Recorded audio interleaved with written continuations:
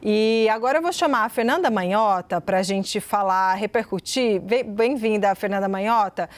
Daqui a pouco a gente volta com a Mari Jean Giacomo, porque eu quero repercutir contigo sobre essa pesquisa. Porque me parece, Manhota, eu gostaria que você falasse sobre o papel da abstenção, né? Porque num cenário tão disputado, ali na vírgula, o quanto o trabalho desses candidatos terá que ser feito também para que o eleitor, que não é obrigado a votar nos Estados Unidos, saia de casa e vá no dia da eleição fazer seu voto ou até votar antecipadamente, como já é possível em alguns estados, né?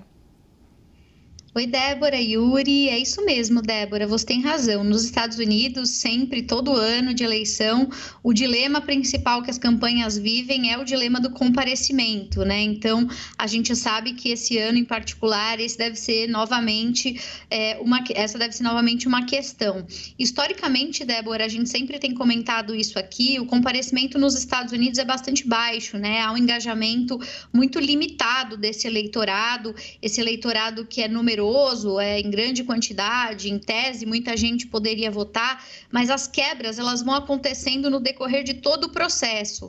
O eleitor ele não é obrigado, como você disse, a votar, ele só vota se ele de fato quiser, e para que ele esteja apto a votar, cada estado determina uma regra, uma norma diferente. E essas normas envolvem muitas vezes que ele faça um registro, esse registro tem um prazo para ser feito, em alguns casos o registro ele tem que ser renovado a cada eleição. Então, essas diversas barreiras, né, esses diversos procedimentos, eles em alguma medida também, em alguns casos, desestimulam, né? Eles acabam atrapalhando aquele que não se programa para votar. Então, a gente tem, de um lado, uma matéria de desejo, de engajamento, da vontade do eleitor que precisa ser mobilizado, e de outro lado, a gente tem uma série de questões procedimentais que precisam ser atendidas, né? Portanto, comparecimento é um mix de querer votar e poder votar.